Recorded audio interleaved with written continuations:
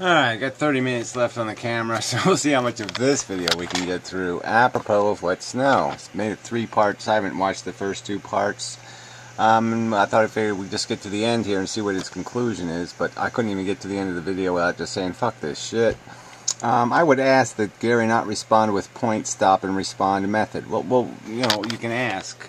Sorry. No, I would ask that you would respond to one of my videos with that method or something similar to that method, or at least answer the direct questions asked in my videos. That might be worthwhile. Like, you know, what do you do about this dilemma of the unneeded need?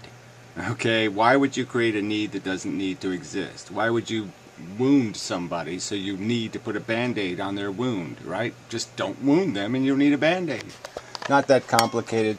Deal with those issues. Take my last video on antinatalism, the summation video. There's basically 3 arguments, I think, in that video. Just answer one of them. Answer all 3 of them. But, you know, do something relevant to my argument instead of this mischaracterization of my argument and telling me I've got to accept a bunch of false premises and take your video as a whole. What's the point? The whole is incredibly flawed because it's built out of crap. It's built out of false, wrong premises. What's the point of that? You know I'm going to argue with your conclusion, and the only way I can argue with your conclusion is to point out how its structure is flawed. I can't complain about the 15th floor without complaining about everything underneath it. Damn it. I mean, come on. Alright, I've touched on 2 points in this antinatalism debate. The first being this ability for man to reason and to apply that reason inwardly onto his own emotional state, onto his own affective drives, and how that ability at the same time imbues him with a kind of emotional responsibility. If he's feeling worthless and that life is nothing but shit, he has the responsibility to take over and take control and turn that suffering into something pleasurable. Oh, you know, I'm sorry. Right here is just a false premise. That's not his responsibility. I'm arguing that the first responsibility, the ultimate responsibility, is to the truth. Okay, so yeah, argue with that premise. You tell me how that's a false premise, that the truth doesn't matter, that it's more important that you're fucking comfortable or happy or you have the right smiley face, the right emoticon. Okay, you have the right emoticon, you know, on your fucking face, right? And you're going to order that based on how you think we're supposed to function, which is feel good. Okay, don't think good, don't think accurately, no, just feel good. Alright, stupid premise, false premise, nonsense premise, fuck you, jackass. There, I'm done with that one. Get on to the next one. In ways that are possible even today.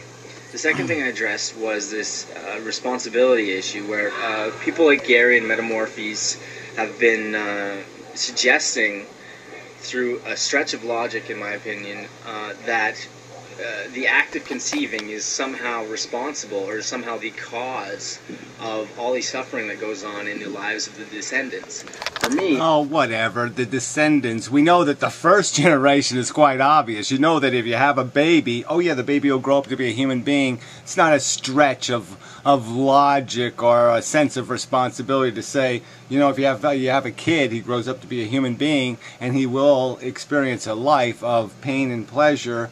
And obviously, if you didn't have the baby, he wouldn't be experiencing a life of pain and pleasure. And so if he ends up beating his wife, well, yeah, you also got to be accountable for that. You know, it's sort of like, yeah, you're bad. You made a boo-boo somewhere. You created a monster and set it loose on the world. You know, you're making some kind of idiotic argument. Okay, maybe I won't blame Dr. Frankenstein for the 400th generation of Frankenstein. You know, where Frankenstein has a kid and his kid and his kid and kid. Okay, so yeah, maybe we can find some place out there where, okay, it's no longer Frankenstein's fault because the thing itself has its own engine. Alright, but we know the first Frankenstein is his. Jesus Christ. I suggested that if you do take to that line of reasoning, you have to accept it in other realms, in the realm of tort law. I am going to wave my hand in the air and change the direction of the wind right now. The butterfly effect is going to... whatever. There's absolutely... to kick in at that moment. There's absolutely no even plausible, indirectly assertable implication to doing this. Okay, there's just no way to tie that to the murder that might happen 3 blocks down the street. Okay, no fucking way for a person to know, to have any understanding of that connection between cause and effect. Okay, so you can't take responsibility for a cause and effect chain that you can't see. You can see the cause and effect chain between of having a kid. That cause and effect chain is not under any kind of doubt. There's no confusion or fog. Okay, it is quite the fuck obvious. Alright, if I throw darts at rats, okay, and I hit one of them, there's absolutely no disconnect between my action and the fact that there's now a dart in a rat's ass. Alright? And I have to be responsible for that. So this is just bullshit. You're just playing fucking goddamn games here. This is the premise of your fucking argument. Cause a hurricane in 1,000 years. I probably did cause a hurricane right there in 1,000 years. Am I responsible for that hurricane? No. You can't be legally held accountable again, because now you can just say, in spite of what the law says, ignorance is an excuse. Okay, especially especially let's just say you could just plead the insanity defense. You could just plead the I didn't know defense. Again, most crimes have tied to them intent. Okay, and how could you possibly have an intent? Did you intend to cause a hurricane? Did you negligently know that a hurricane was very likely in 10 years because you waved your hand? No.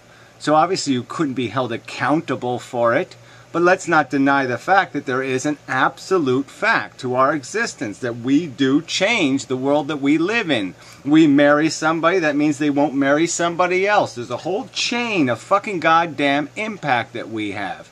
And it's just idiotic to say you didn't do it.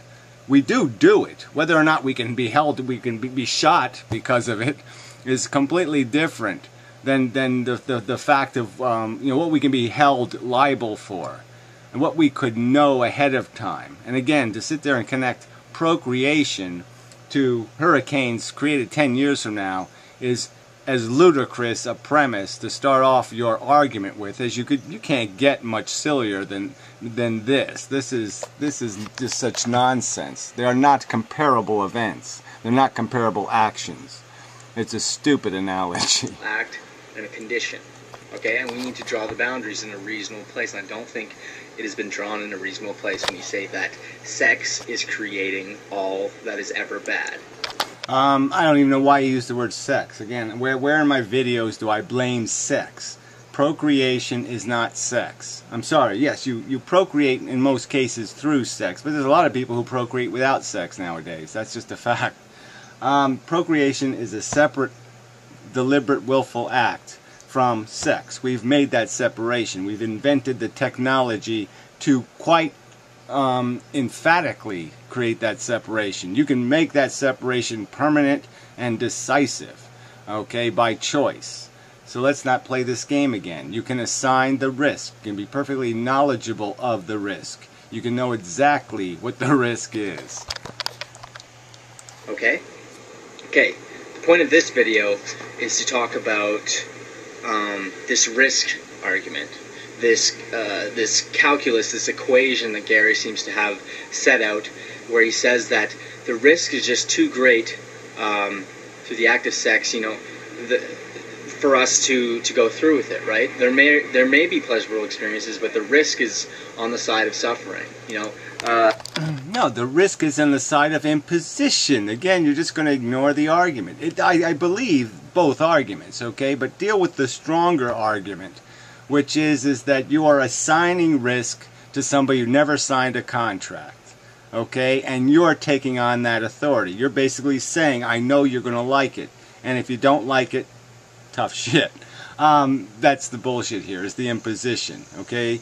The second argument I'm going to make is that we can, yes, in the world we can see it, that we climb trivial mountains for preposterously silly rewards, and we can find all kinds of people that we find laughably imbecilic. in their risk-reward equations that they have going on in their silly fucktarded heads. They do insanely stupid. They put big giant tires on trucks and bounce over moguls, for Christ's sakes. They do all kinds of preposterously silly nonsense for some sort of silly glory reward. I'm the greatest sticker of a stick into my eye guy. Yeah, that's probably a show. Stick a stick in your eye guy. Yeah, the reality show. It's going to be coming to a wacky TV station near you soon. A child has a 1 in 2 chance of being born into this world. You know, growing up in a pile of shit and catching typhoid or whatever kind of disease you want to say.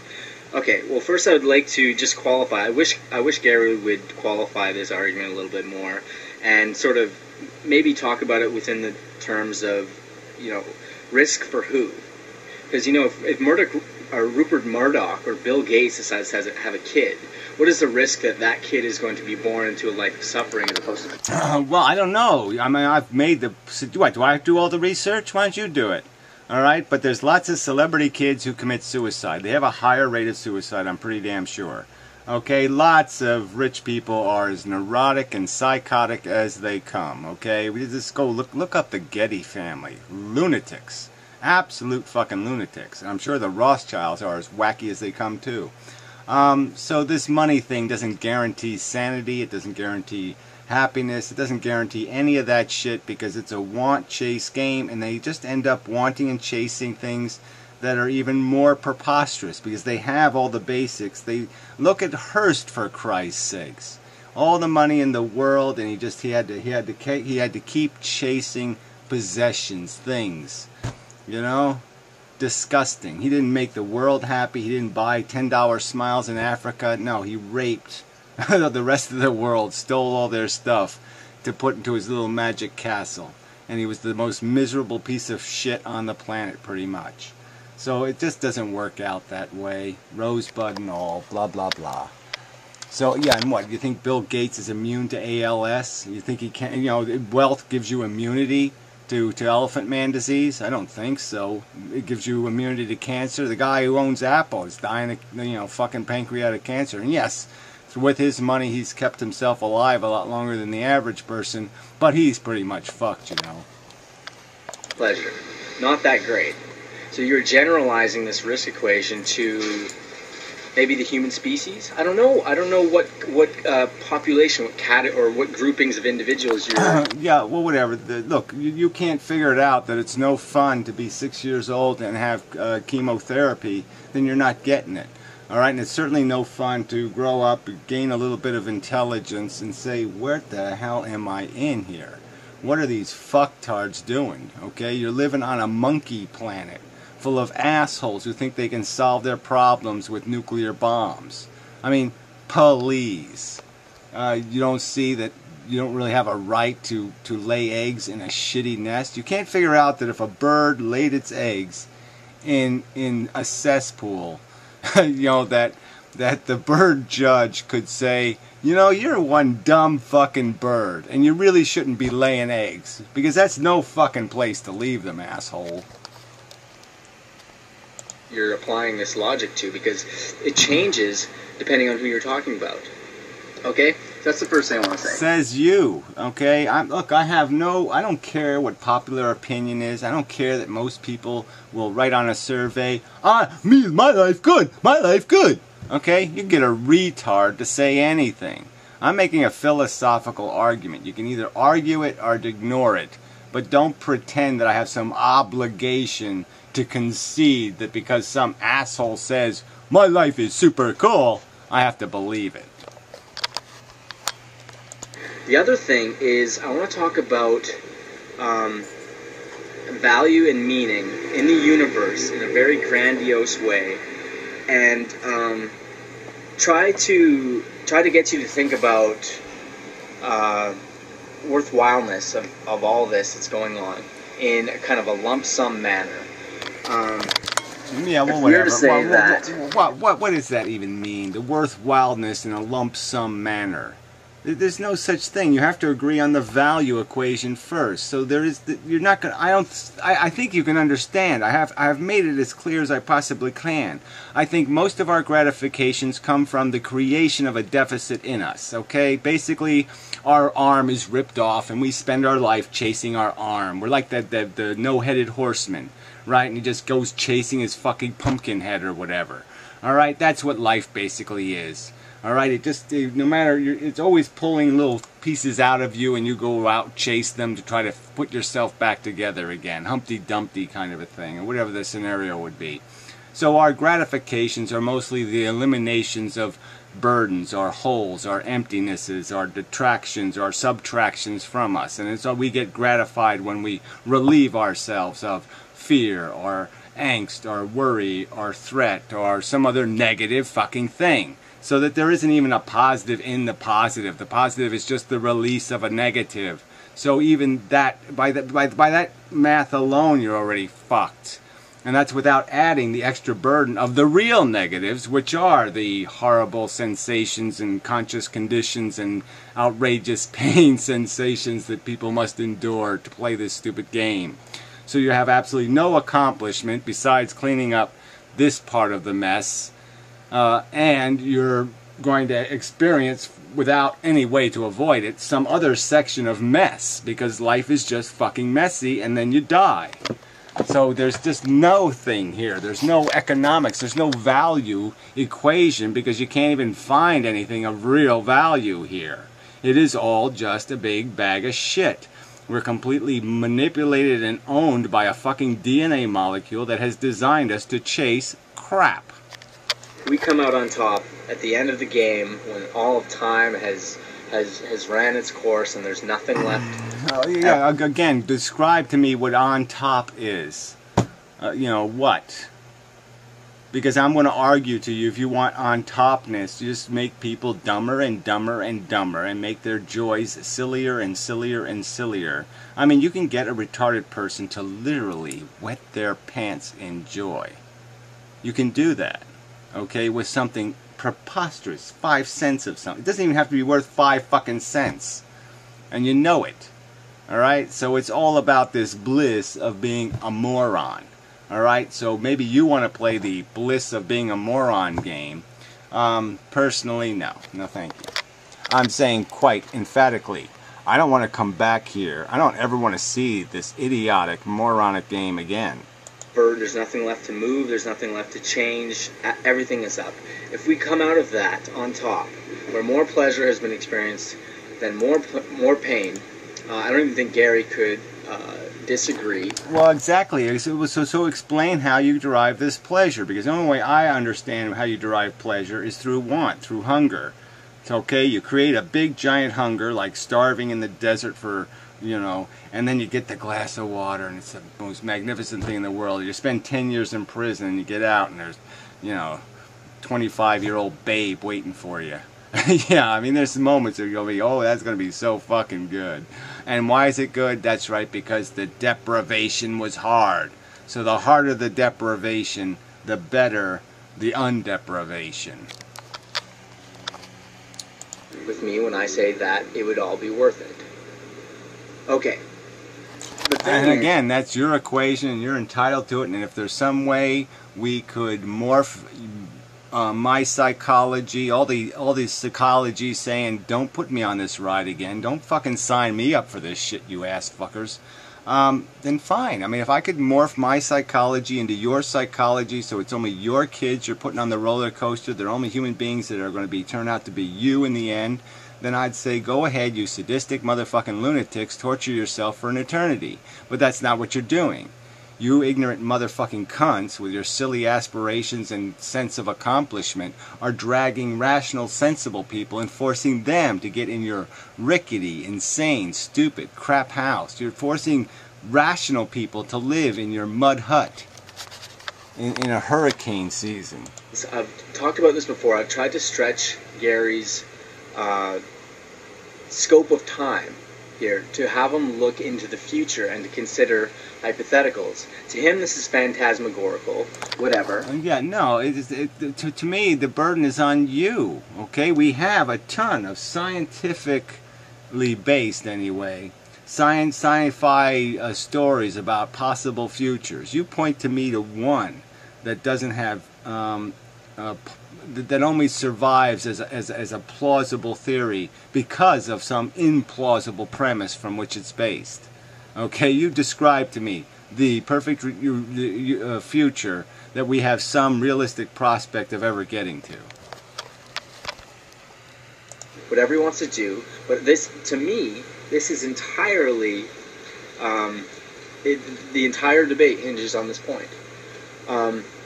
Gary has came to all these conclusions through empirical means. He talks about facts, he talks about science, he talks about things that come from the analytic school of philosophy.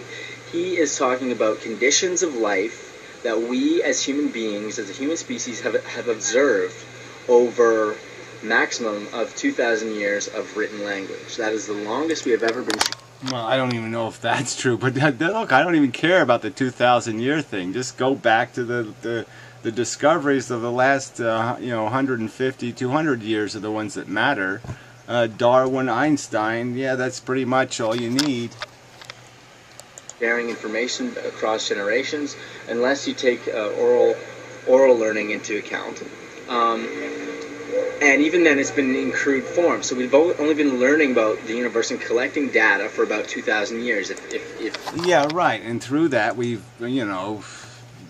have giant metal things flying through the sky. We've landed on the moon. We did the space thing and found out, well, there's not much you can do up there, but we did it successfully. We shot little humans all over the fucking place, blah, blah, blah, blah, blah, relatively successfully. All right, so we have demonstrated some mastery of this understanding. And so you're going to tell me that there's some mysteries to be revealed yet? I don't think so. You really think there is? They didn't even have any of those in Buck Rogers. They couldn't even imagine any mysteries. I mean, Buck Rogers was basically just trying to get laid like everybody else.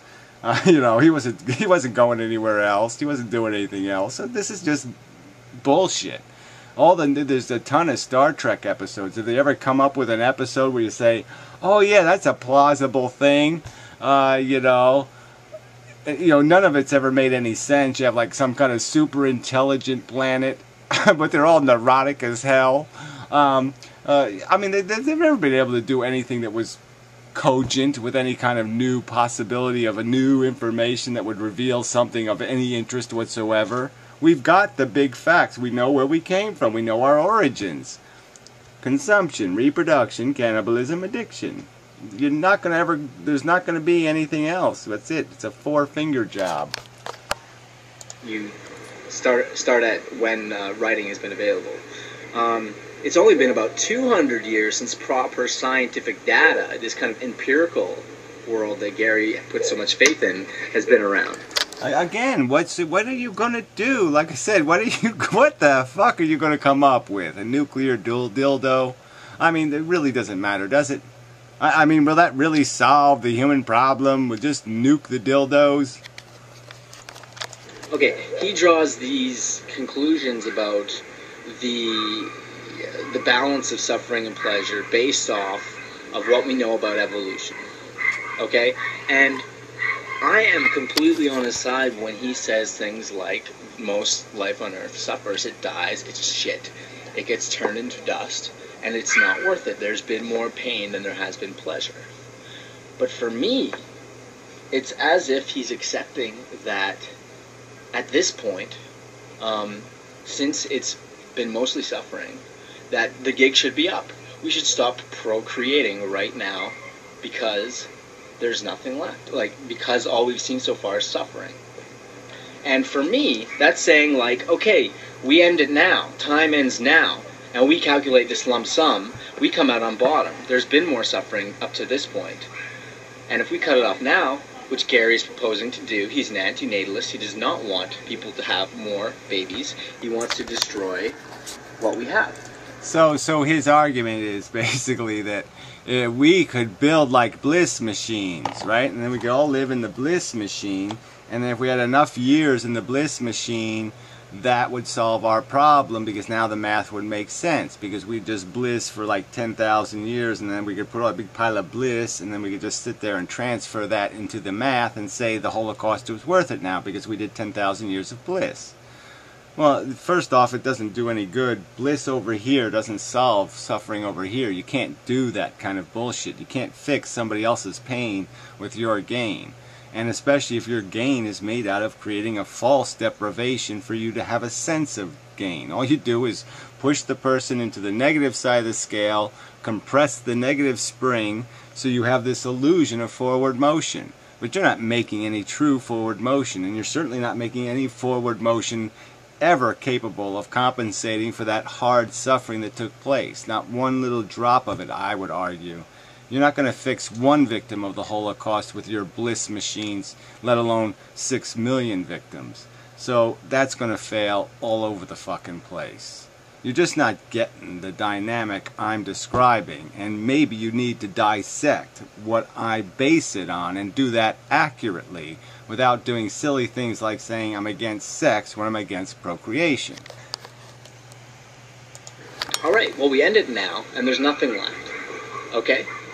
My proposition, as someone who's not an antinatalist, is to continue going on. Because I have this ability to imagine.